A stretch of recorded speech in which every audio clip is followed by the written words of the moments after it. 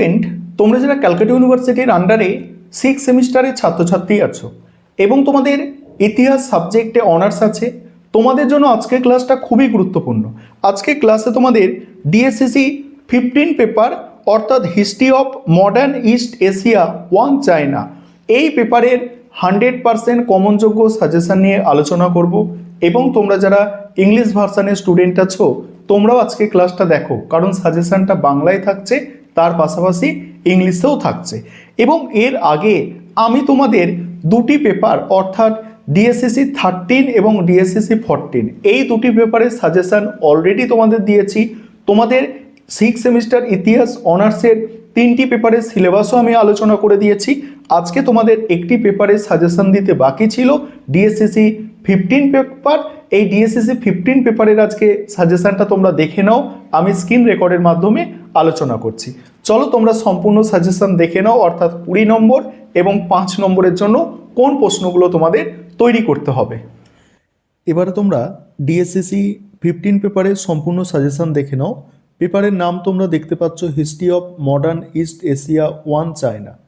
দেখো তোমাদের 20 নম্বরের জন্য যেসব বড় প্রশ্ন তৈরি করবে এই পেপার থেকে, দেখো প্রথম প্রশ্ন আছে 1911 সালে চীনা বিপ্লবের কারণ ও প্রকৃতি আলোচনা করো। এই বিপ্লবে সান ইয়াত সেনের ভূমিকা ও অবদান মূল্যায়ন করো। পরের প্রশ্ন আছে 1919 সালে চৌঠা মে আন্দোলনের পটভূমি ও তাৎপর্য আলোচনা করো। এই আন্দোলন কি কেবল একটি বুদ্ধিভিত্তিক আন্দোলন ছিল? তারপরের প্রশ্ন 1921 থেকে 1949 সময়কালে চীনে কমিউনিস্ট পার্টির উত্থান ও সাফল্যের কারণগুলি আলোচনা করো। এতে মাও সেতুংয়ের ভূমিকা কী ছিল? তারপরে আছে ক্যান্টন বাণিজ্য ব্যবস্থা বা ক্যান্টন বাণিজ্য প্রথা বলতে কি বোঝো? এই ব্যবস্থার প্রধান বৈশিষ্ট্যগুলি কি ছিল? এই ব্যবস্থার পতন কেন হয়েছিল? তারপরে আছে তাইপিং বিদ্রোহের প্রকৃতি বা চরিত্র বিশ্লেষণ করো। এই বিদ্রোহ শেষ পর্যন্ত ব্যর্থ হলো কেন? তাইপিং বিদ্রোহের কি প্রকৃতি ও চরিত্র বিশ্লেষণ করো। এই বিদ্রোহ শেষ পর্যন্ত ব্যর্থ হলো কেন? নেক্সট আছে প্রথম আফিমের যুদ্ধের কারণ ও ফলাফল আলোচনা করো। এই যুদ্ধ কি অনিবার্য ছিল? পরের প্রশ্ন আছে চীনের আত্মশক্তিশালীকরণ আন্দোলন বা টং চি পুনর্গঠন সম্পর্কে বিস্তারিত আলোচনা করো। আর এই প্রচেষ্টার সীমাবদ্ধতাগুলি কী ছিল?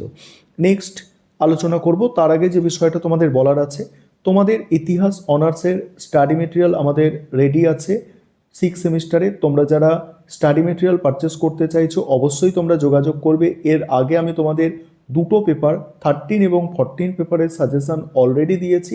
আজকে তোমাদের শেষ যে অনার্স পেপার 6 সেমিস্টারে এই পেপারের সাজেশনটা দিয়ে দিলাম। দেখো পরের প্রশ্ন হচ্ছে চীনে বক্সার বিদ্রোহের কারণ ও গুরুত্ব আলোচনা করো। বক্সার প্রোটোকলের শর্তগুলি কী ছিল?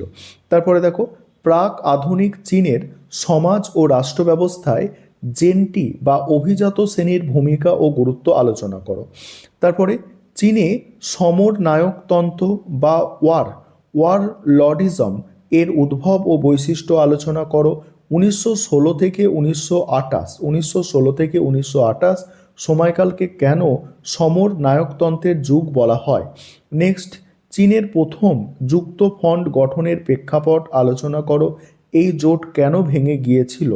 তারপরে চীনের সাম্রাজ্যবাদ বিস্তারে অসম চুক্তি ব্যবস্থা এবং অতি রাষ্ট্রিক অধিকার কিভাবে সাহায্য করেছিল?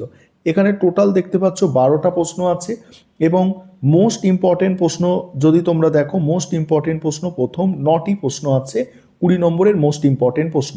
এবার 5 নম্বরের প্রশ্ন দেখো উন্মুক্ত দ্বার নীতি।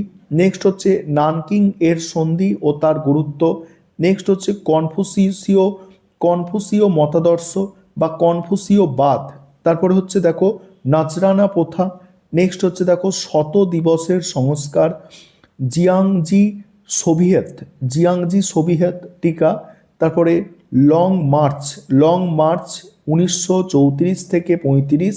তারপরে হচ্ছে নয়া গণতন্ত্র বা নিউ ডেমোক্রেসি, এগুলো টিকা আকারে তৈরি করতে হবে।